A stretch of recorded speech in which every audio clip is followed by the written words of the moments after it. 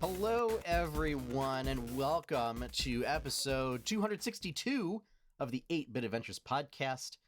I am your host, Sean Hayes, bringing you another week's worth of the latest and greatest geeky news.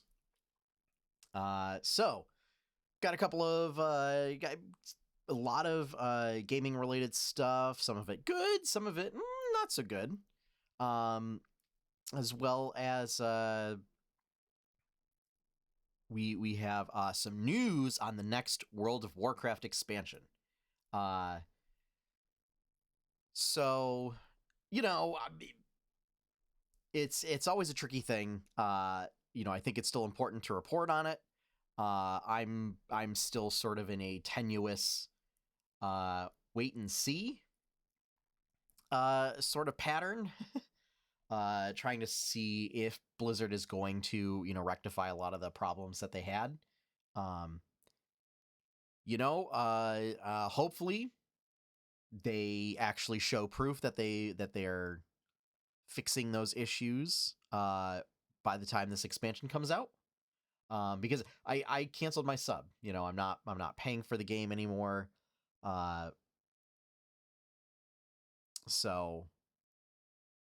And I said, I'm not coming back until, the stuff is fixed around here. And I would like to hold them to that. But that said, we're going to talk about the stuff. It's very exciting. So my hope is that they do fix everything, with their social, issues that they have at the company. But before that, we've got a whole bunch of weekly news, quickfire news to wrap up. So why don't we get right into that? All right, first up, we finally got a trailer for Thor: Love and Thunder. It looks great. It looks like it has, being another Marvel film from Taika Waititi, has sort of that same vibe as Thor Ragnarok. Just the comedic timing in the trailer is really good. And little taste of what's to come is Thor's decided, they saved the universe. Everything seems to be in good hands. He's what does he do now? And he feels, maybe time for being a superhero is done and over for me. Everything's left in good hands, so maybe it's time I try and find where do I fit in the universe? Because he was always a warrior. And is that what he wants to be? Does he want to be something better than that? So he's on a quest for meaning. Teamed up with best MCU character ever, Korg, as well as the Guardians of the Galaxy. So there's going to be a whole bunch of cameos from them as well. Other notable things that we see is the return of Jane Foster. That's very exciting. Killer soundtrack. And Mick in a suit. We see it's Valkyrie is like holding what looks like a town hall session. She's dressed up in a suit, just like sitting at an office table, boardroom setting type thing. And you can see Mick off on the side, in like a just not like a battle suit, but like business wear. Very weird. Looking forward to that. This is, between this and Doctor Strange, these are what I'm looking forward to. And really leaning into sort of the, meshing between what they started setting up with Thor Ragnarok and then sort of mixing that with Guardians of the Galaxy. So I'm pretty excited for that. Next up, Xenoblade Chronicles 3. Speaking of things I'm also super excited for. Xenoblade Chronicles 3 had its release date pushed up. This is something you don't hear too often in the video game industry. Normally you hear about delays. This is being pushed up like a month and a half. So instead of releasing in September, will be released July 29th. So very excited about that. Got a little bit of another trailer there. Nothing makes sense.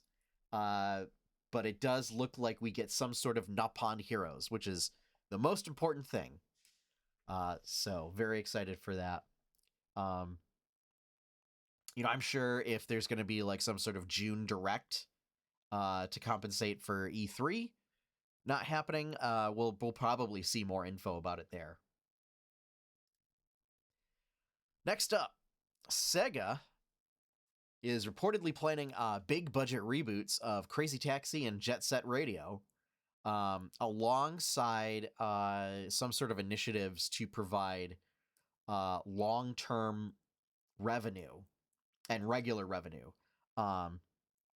Basically like what Epic's doing with Fortnite, and pretty much any other company that's doing some sort of free-to-play, very popular product that includes like battle passes and microtransactions, as a way to have a product that is constantly generating revenue, as opposed to you release a game, generates a big spike in revenue, and then kind of drops off after release period. No idea if they're going to do that in conjunction with these two titles, or if they're going to look at something completely new to do that with. They are also releasing Sonic Origins, like an anniversary edition of Sonic Origins, that will have pixel perfect, I guess, versions of Sonic 1, 2, I think Sonic 3, Sonic and Knuckles, and Sonic CD, I think. And then sort of like updated versions of those that include slightly tweaked rule sets and things like that. Little bit of a controversy with what's actually available with the game versus what's available through DLC. It's a bit of a mess. If there's further clarifications on what happens, I will report back on that in the future. Next up, Nintendo now seems to be in hot water. A former Nintendo of America contractor files a complaint with the National Labor Relations Board over things like coercion, unlawful, termination, and constant surveillance. There are not a whole lot of details with the filing. Looks like, it'll have to be like a case will have to open up in order for more details to come out. There's some scuttlebutt around the internet right now among people who claim to be former contractors that have worked there, that management, will try and catch you like if you're a couple minutes late, or if you take like quote unquote excessive bathroom breaks. But on the one hand, support workers. On the other hand, a lot of this stuff is sort of unverified by news agencies at the moment because, again, actual details in the complaint are scant, and they won't be revealed unless like an investigation opens up. So, yeah, I mean, I think given, what was it? I think there was stuff that came out with Sony and I think with Microsoft as well, after the whole Activision Blizzard thing. So maybe, just maybe, we shouldn't perhaps take this stuff with a grain of salt. It's entirely possible that these are true. So, yeah. I mean, it's a pretty safe bet to assume that like every video game developer or publisher engages in some pretty awful practices. It's pretty rare to see a developer or publisher that actually acts pretty ethically. So, and to be clear, this is with Nintendo of America, not Nintendo Co. Limited, or the parent company. So, not sure what's going on up in the Redmond offices. But we'll see. We'll see what happens when I'm pretty interested to hear what details come out of this complaint. And if there's a case. Because it's fairly easy to apply pressure to companies like Activision Blizzard. When it's somebody like Nintendo or Sony or Microsoft, suddenly it gets a lot more difficult to apply pressure as a consumer, in order to affect change. And also the fact that it's like a regional division. So, yeah. I want to be clear, I'm not making excuses for this. Which is why I'm really interested to see what the report says. And if it comes out that labor practices are really terrible, something needs to be done. And I can't help but think that maybe, just maybe, this is another call for unionization among employees. It also gets into sort of murky waters with the fact that, so because it was a contractor, it also named like the contracting agency, like the hiring agency. And so not sure if part of it is with like it's a little vague on like what part would be Nintendo's like Nintendo of America's responsibility versus like the hiring agencies or the contracting agency's responsibility. So it's another sort of I think this is going to open up another quagmire if if there's actually a case here. So yeah. Basically, moral of the story is contract work is pretty terrible because you don't get treated like an actual employee. So, all right, let's round this out with some good news, right? TMNT Turtles Shredder's Revenge. There is a showcase for sort of about 11 minutes of gameplay, first 2 levels, on IGN's YouTube channel. Game looks great. They have the original voice actors, of course, without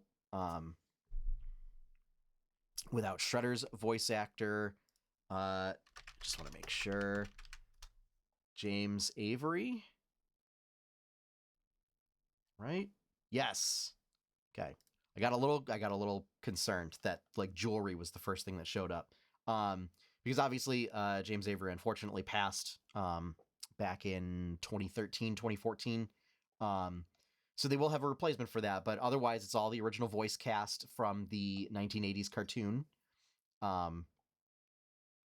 Very excited about that. The pixel art looks great. Has very classic sort of, the arcade style TMNT 2 Turtles in Time gameplay.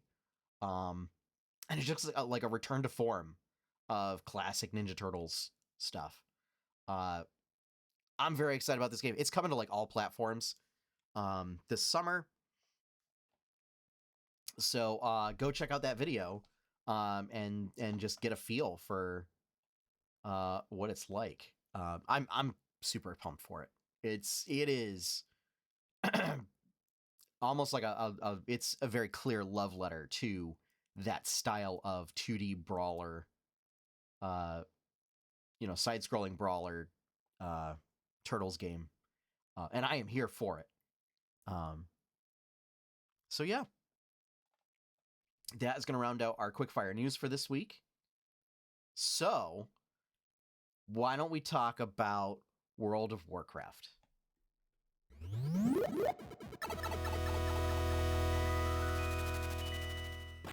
All right, so the upcoming expansion is World of Warcraft Dragonflight.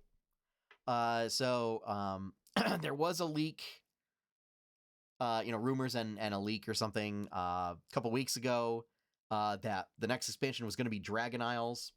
That is now confirmed.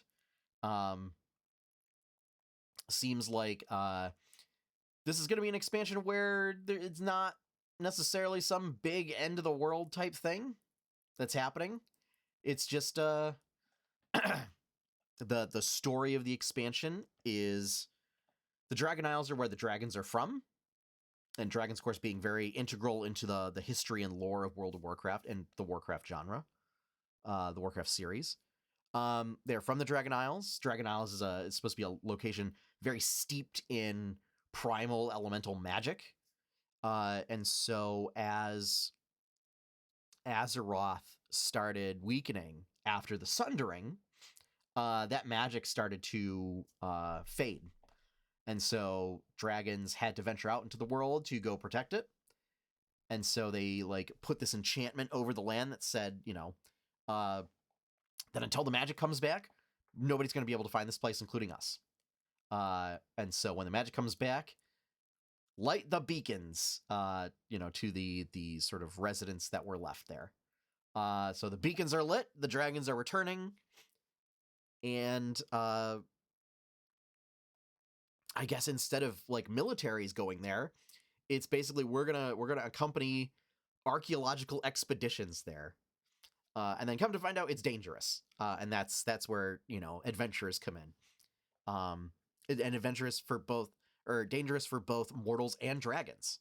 So the dragons need our help, and obviously we're doing this as a repayment favor for everything that the dragons have done for mortal races.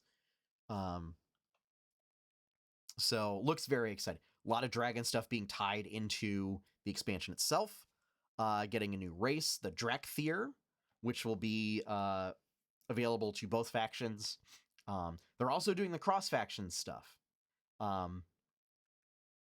So keep that in mind, is that you'll be able to play with your friends, cross-faction. So Drakthir, humanoid dragons. Sort of a winged dragonborn type deal for those that are familiar with D&D. You get tails, wings, scales, all customizable features. They also have a more humanoid-esque form. So my guess is it'll be sort of like Worgen, where you can switch between the two. They are also getting a Drakthir specific class called the Evoker. So the way this works is basically only Drakthir can be evokers, and evokers can only be Drakthir. And the Evoker is basically going to be a mid-range male-wearing magic user class. Will have DPS and healing specs, and it uses magic from all the different Dragonflights and combines them in interesting ways. So they said the DPS spec was mostly focused on they said it was red and blue, for fire and arcane energy. Whereas the healing spec had green for dream and healing and nature, along with bronze for time and the ability to use time of things to speed up your healing or rewind stuff. Makes for really interesting gameplay. They also thought about, Blizzard has thought about doing a lot of very draconic specific type abilities and effects for both the class and the race.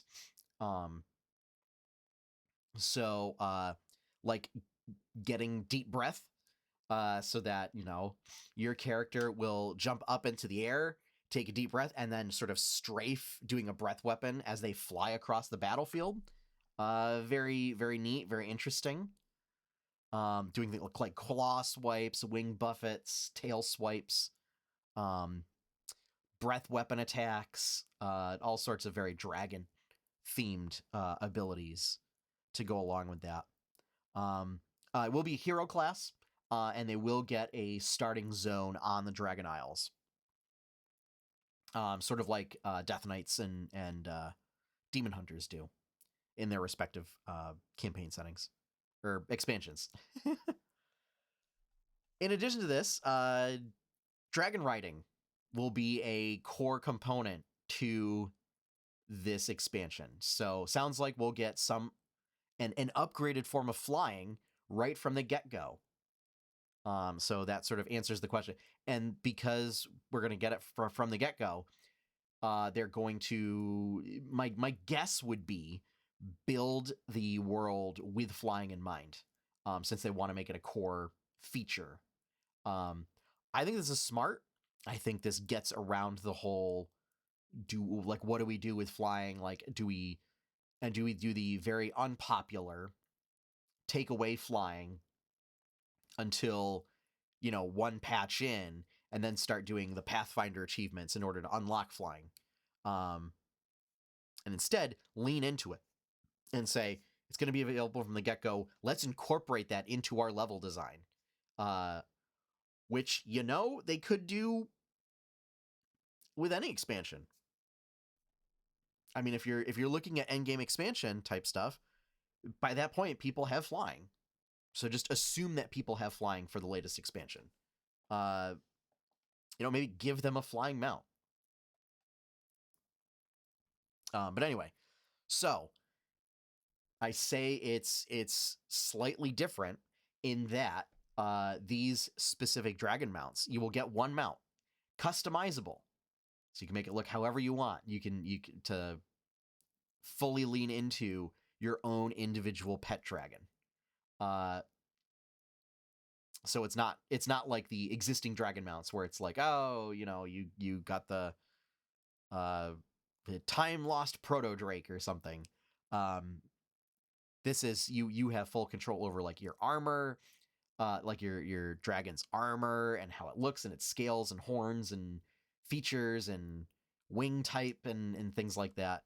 And then Blizzard has actually added a whole series of flight mechanics for these mounts. So things like drag and lift and gliding, not active flying, but gliding. And so it'll be a very different experience than the sort of mount up and then I just use swimming controls. So I just doing 3-dimensional movement. It's going to feel a lot more organic, and a lot more flight simulator-ish than existing flying does.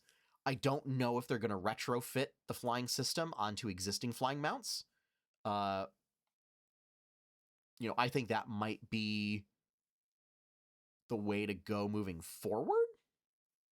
Like, I think that would make the most sense from a player perspective.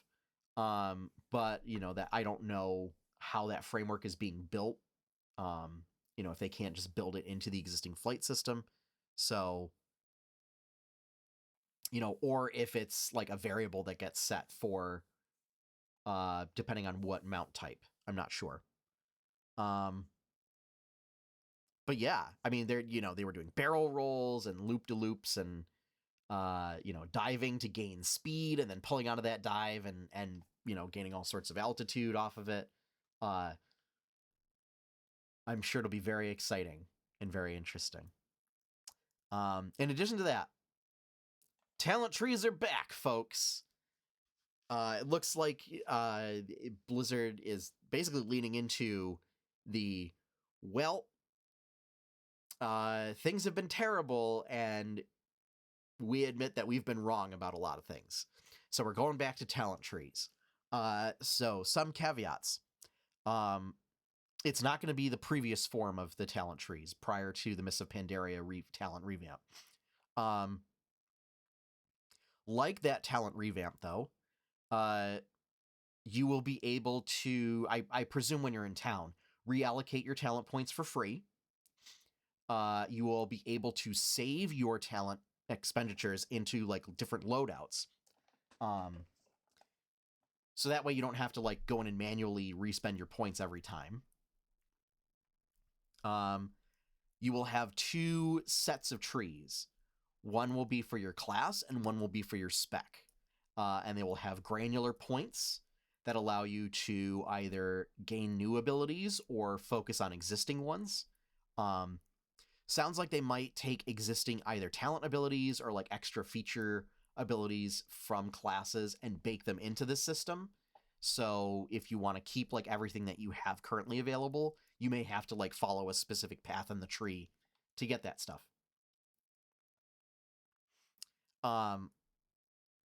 So yeah, I think that'll be interesting. You know, I do worry if this is just providing an illusion of choice, and if it's just like that it amounts to literally the same end result in terms of effectiveness and mechanics, and it's just it provides a little bit more of a quote unquote feels better to place lots of points into things and get like very marginal upgrades each time, as opposed to, you know, every couple of levels you get a thing that gives you a much bigger boost, you know, and a more profound impact, but like because you get less of it, it feels worse. But yeah, and the fact that, you know, you can respec you know, for free means that you are encouraged to experiment with stuff. So yeah, I mean, we'll have to see how it goes in implementation.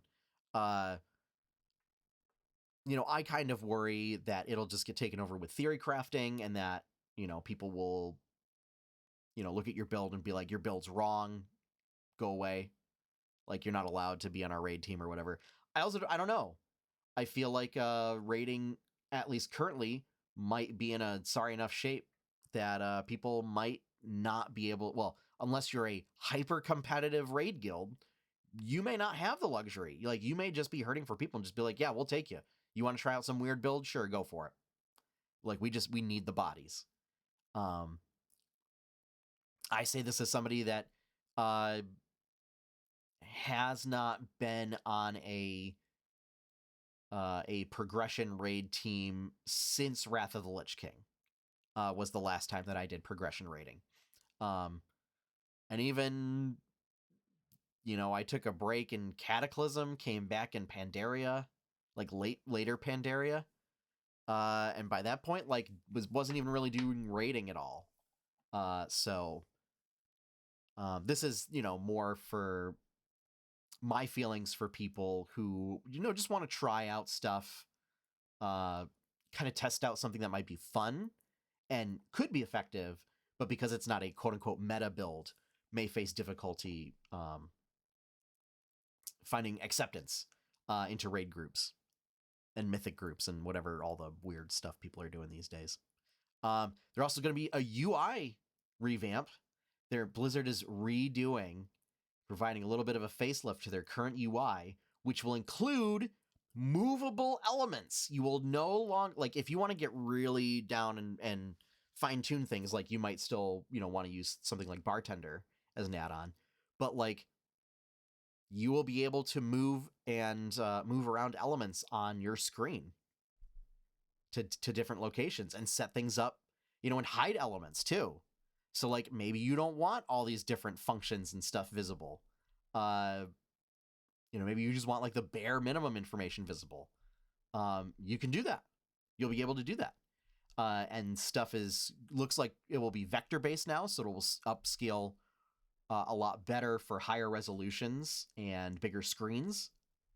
And while still keeping sort of that classic Blizzard UI feel for their fantasy games.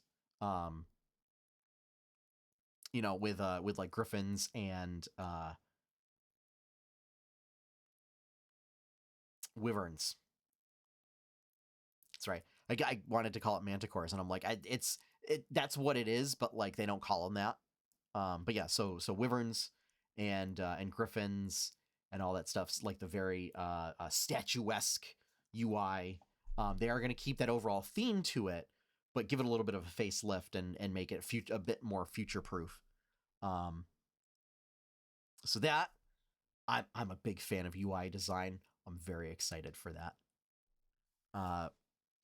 This is I hope that Blizzard fixes their stuff, fixes their social culture and their office culture.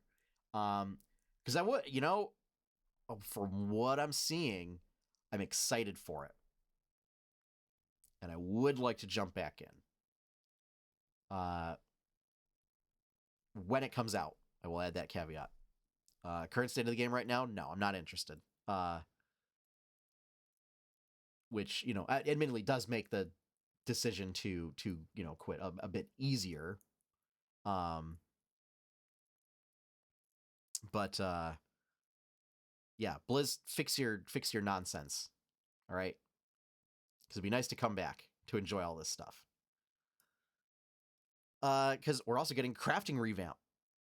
So crafting is going to be made relevant again. Looks like all of the professions are going to be made relevant again.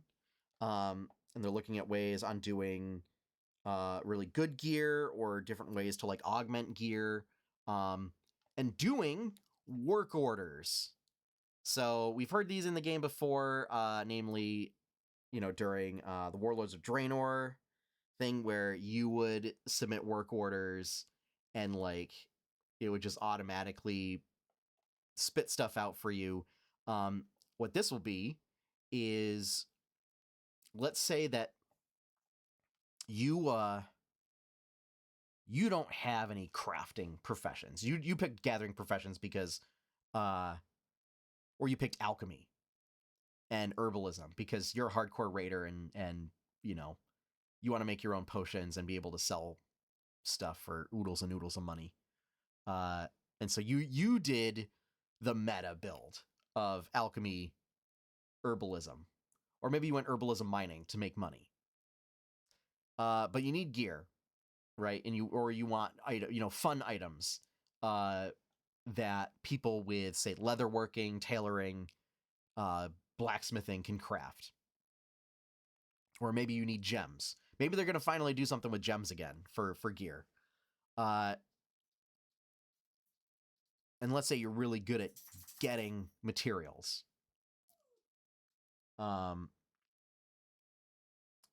You can submit a work order and provide whatever materials, provide whatever details, like what you're looking for, like how much of an extra commission fee or something. And then it goes, I'm guessing it's going to be like some sort of auction house format, where then people who are able to craft gear can look at your work orders and then take them, and then fulfill them. And so it looks like it's going to create this sort of secondary community of crafters and patrons.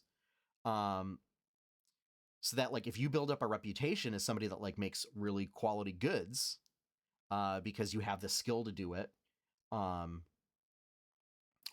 maybe you're known, like, maybe you just make basic stuff, but you do it for cheap, you build up a reputation and you can build a client base. I think that, and I don't know if it's like a totally detached auction house format where it's just like you're just looking and totally removed from the process, or if it's a little more nuanced, and a little more personal than that. If that's the case, like, could be adding a little bit of social element back into the game. I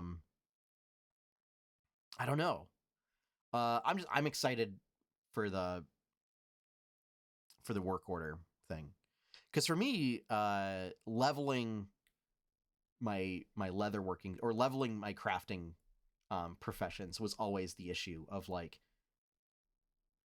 just getting materials to just grind out making stuff. Whereas now, like, if there's people that actually need things, like, that will be interesting and neat to be able to fulfill a need for somebody, as opposed to just, I'm just making like 100 of these like things that nobody wants because that's the most efficient way to level this up. I remember when I first started playing, like, making armor kits was the way to go. And it was just like, I'm just going to run around and be like, hey, y'all want armor kits? I'm just giving them out. I don't need them. I can't use them. you know, they don't really sell for a lot on the auction house, but like, hey, you know, you got some gear, you want to add some stamina to it, there you go. Boom. You know, and it felt a little more personable in the game. So, in addition to that, Blizzard has announced Wrath of the Lich King Classic will be coming this year. Yeah, we'll be, you know, for the most part, Wrath of the Lich King at launch with some quality of life improvements. They have said they are not going to do Dungeon Finder. Dungeon Finder was introduced in Wrath of the Lich King. They've said we've heard the classic community loud and clear. They don't want it. We're not going to do it. They're not going to take it away from retail. They'll leave that option in there for retail. And they've said, you know, if people, you know, they can choose to not want to do that. My guess is that it'll be a lot of casual people using using Dungeon Finder, Raid Finder, that sort of stuff.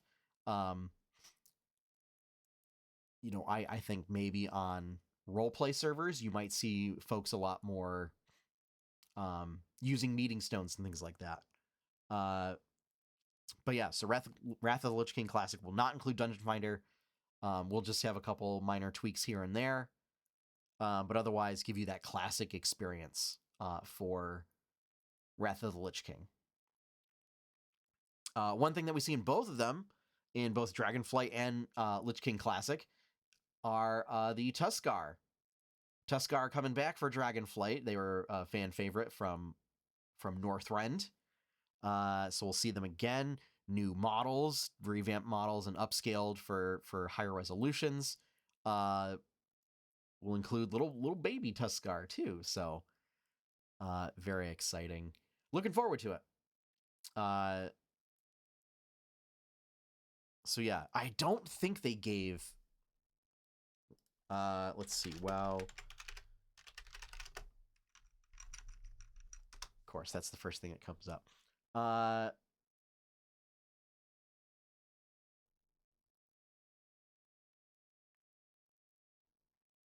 Yeah, no official release date. Might be early 2023. That is purely speculation. There's been no announced release date. This is based on, you know, when the final Shadowlands patch will be, alongside prior release schedules. So who knows? You know, I wonder if this will happen after Microsoft takes over. I think if that's the case, then the likelihood that I return to World of Warcraft might be fairly high.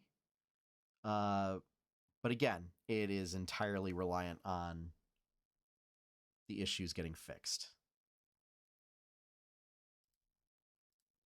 So that is pretty much a synopsis of Dragonflight. A lot of very exciting things for folks that are interested in dragons, which is pretty much, you know, everybody that likes fantasy for the most part. You know, you've got dragon riding, you've got dragon heroes, you've got a dragon class. You know, there's going to be dragon continent, you know, with a whole bunch of zones that are all sort of themed around various dragon flights. And they talked about sort of a lot of the inspiration comes from Wrath of the Lich King. So a lot of Grizzly Hills inspiration there. So, you know, one of the best zones in the game, if not the best zone in the game. And then, of course, just the quality of life improvements from the revamps. So we'll see how things go there. But for now, things are just going to continue with Shadowlands. So, yeah, bleh. That is going to wrap things up there. So let's talk a little bit about Questlog.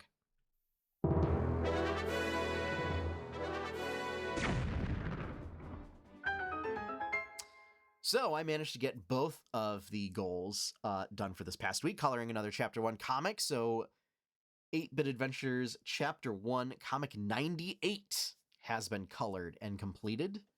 as well as completing Rusty Bucket Bay. I cannot tell you how much I hated that level.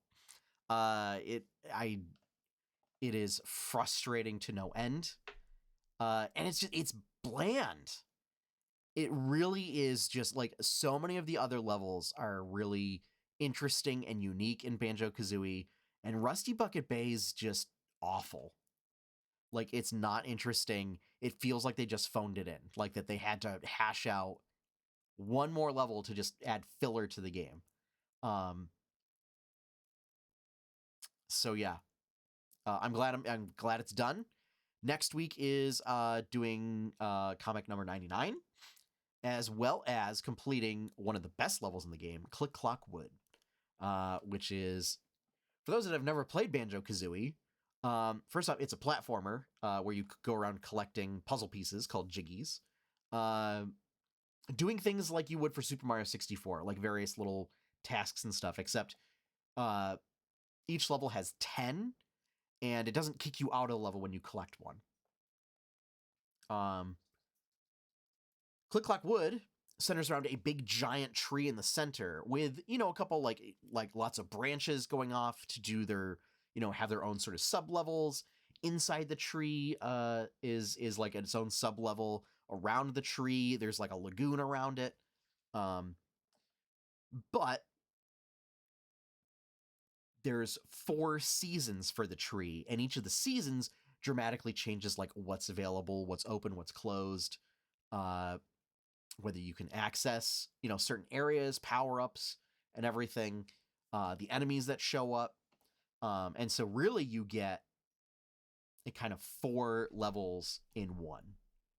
So I'm very excited for that. It's one of my favorite levels in the game. And it just so happens to be the last full level before you get into the endgame stuff. So yeah, gonna do our best to complete it before podcast next week. So that is going to wrap things up for this week. Thank you all for joining me. If you want to see more stuff from 8-Bit Adventures, you can check out the website at 8-bitadventures.com.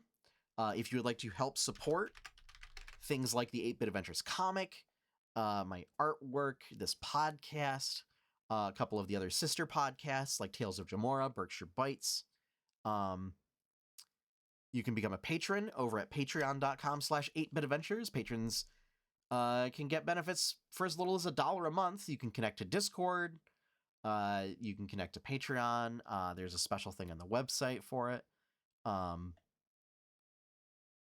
So like there are specific Discord channels for patrons that get, comics early, or behind the scenes content, patron exclusive comics. So yeah, big shout out and thank you to all of our current patrons. Thank you for your support. Thank you for keeping the lights on. Thank you for keeping hosting packages fed. You help make this possible, and this would not be possible without your support. So thank you. Our opening theme is One Up by Professor Shy Guy. You can find his work over at professorshyguy.bandcamp.com. Just take a little while for the command. There we go. professorshyguy.bandcamp.com. And that is going to wrap things up, folks. So have a great week. Stay healthy, stay safe, and as always, have fun, happy gaming, and enjoy your pie cake.